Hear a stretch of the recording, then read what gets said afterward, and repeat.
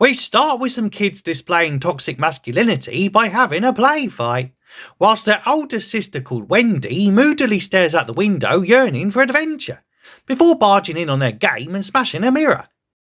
Then Alan Tudyk with a tash walks in and asks what the frig is going on, before she totally throws her bros under the bus as her dad tells her to stop playing with wooden sticks and grow the F up. Then her mum comes in and says you need to set a better example for your brothers instead of smacking up innocent mirrors and giving us all 7 years of bad luck, before proceeding to fat shame her daughter by pointing out how she can barely fit in her bed. Wendy then says she don't want to grow up and go to boring boarding school in the morning, but her mum says yes you bloody well are, because we forked out a fortune, so shut up about it already. Later, their house is broken into in the middle of the night, and before you can say, oh, I guess London never changes, turns out it's just a fairy called Tinkerbell, who spews a bunch of dust in the face of a sleeping girl, which makes her go full exorcist and float above her bed and shit. But then her brother John captures it, which totally wakes her up, and they just can't believe they're looking at a bona fide real-life fairy peep what seems to have an attitude problem. But suddenly, another rando breaks into their gaff who says his name is Peter Pan, and who seems to have a massive grudge against gravity and shit. And I mean the Force and not the 2013 award-winning film. Anyway, after catching his own shadow and stitching it back onto himself, Wendy asks how this weirdo knows her name, and he totally admits to stalking this teenage girl and watching her sleep every night. And before you can say, someone better call Childline, he reveals that he's one of them virgin incel fellas, because he totally doesn't even know what a kiss is. Aww. But still he convinces them to fly away to Neverland with him, so he can learn all about kisses and other saucy things. And they all agree so they don't have to grow up. And poor Wendy just don't want to have to get up early for school in the morning. So after flying through London and presumably racking up all sorts of ULEZ charges after leaving all that sparkly dust in the air, fuck you! They soon arrive at Neverland, and after asking whether they might get to meet Michael Jackson, they soon realise that Peter must be doing pretty well for himself, given this fella seems to live on his own private island. Elsewhere, a miserable bitter pirate called Captain Hook blows off his own cabin door when he's told Peter Pan is back and clogging up the skies again, and he tells his right-hand man Mr. Smee to stop triggering him by talking about handing him stuff, because he lost his hand to a crocodile one time and that's super insensitive, bro. Anyway, they promptly blow the kids to Kingdom Come, which totally ends up separating the gang. Wendy then meets a Native American chick called Tiger Lily, who seems to be leading a bunch of feral kids called the Lost Boys, who also get easily triggered. And this time by Wendy's bigotry when she's initially shocked that a group called the Lost Boys would have girls in it.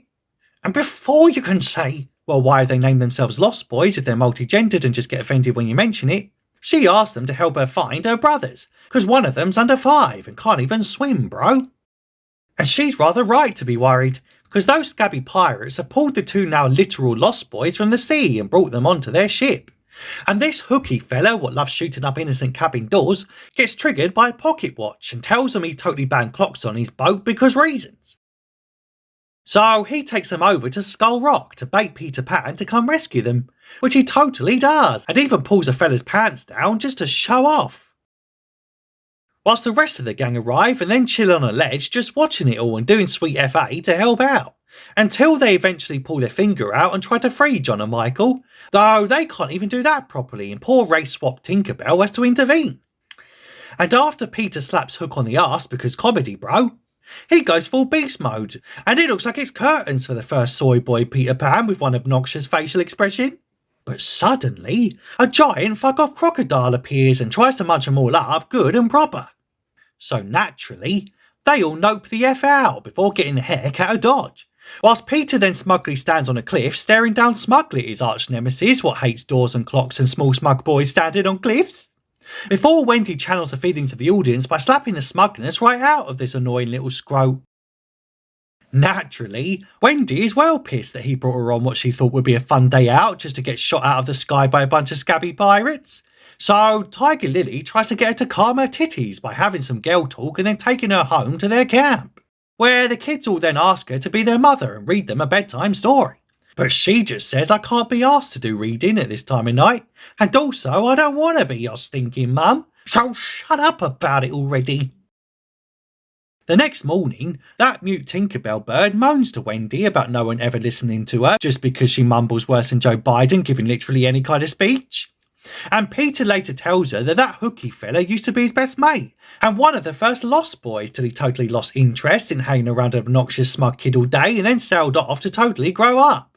Then when he came back, he was totally bitter and then started shooting up all the doors. Or some shit. Anyway, a little later and they're all ambushed by Captain Hook and his scabby goons, who then totally kills Peter by simply walking toward him and making him fall off the stairs. And not even that Tinkerbird can save him this time, and he smashes down dead and then leaves. Well, that is until his shadow runs off again and tells Tiger Lily all about his owner's current fatal predicament, who then races off to resurrect him. Hook then whines about missing his mummy, and then makes Wendy walk the plank for trying to give him public therapy and thereby embarrassing him in front of his mateys. But they're totally confused when they don't hear a splash. And turns out Tinkerbell has escaped her cage and sprinkled some fairy dust on that Wendy chick, who proceeds to go full Scarlet Witch and terrorise them with powerful magics by making their ship start floating and shit. Suddenly, though, Peter returns, and making triumphant yet ear-piercing cries that sound like a cat being strangled. And before you can say, can Captain Hook just win already? Petey Boy confronts the Hook Meister with a smacking of swords, before a full-on brawl breaks out, and a bunch of grown men start getting smacked up by a bunch of kiddies. John and Michael then take a pause from stabbing up pirates to save the ship from crashing into a giant rock, sending more seamen flying overboard than a wild night on a pleasure cruise. As Peter finally bests his ex-best friend turned arch-nemesis, but he just says he'll be nothing without him, because they totally need each other like Batman needs a Joker and shit. Peter then apologises for all that's gone on between them for the past 30-odd years, but a well-placed cannonball sends his old buddy over the edge, and it looks like it's curtains for the #1 kiddie-killing amputee in all of Neverland. But luckily, Peter has his pixie dust, so just tells Hook to think happy thoughts and he'll totally be able to float back up. Unfortunately, this twisted and bitter pirate king who just made a teenage girl almost jump to her death not 20 minutes ago and totally has a hook for a hand, realises that he don't actually have any happy thoughts, and so he falls down into the sea like yesterday's turd. Then the gang head home, and Wendy tells her mum that she's totally ready to grow up and go to boarding school in the morning after all. And after her dad finds a dozen more kids in his upstairs bedroom, and he's probably already thinking about getting a second job now he's got 12 or so more mouths to feed, Wendy has a final chat with Peter up on the roof. And turns out he used to live in her house years ago, so technically wasn't breaking in unlawfully at the start of the film. Anyway, he just says that now his mum's long gone, there's really no point in staying here and growing up and then having to get a job like her pussy old dad. So goes back home to Neverland, whilst Tinkerbell thanks Wendy for finally hearing her. But she's just like, what's that love, speak up, girl? And we end with Londoners being terrorised by a giant floating ship above their houses at 2 in the morning. And with Wendy maturely defacing the wall of her own house with a bit of graffiti. As Peter arrives back in Neverland and just stares at his old friend, casually still drowning in the sea. And that's it. That's the movie. Though my favourite part was how inclusive the Lost Boys are in this film.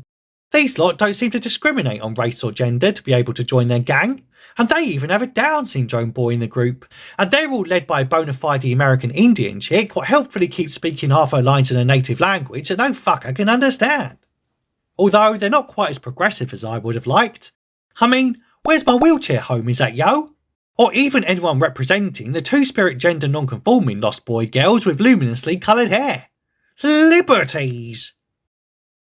But anyway, that's the plot and that's your lot. Considering in that bell thing so you don't miss any future recaps. Tell me if you like this flick in the comments if you have time, and I'll see you in the next one.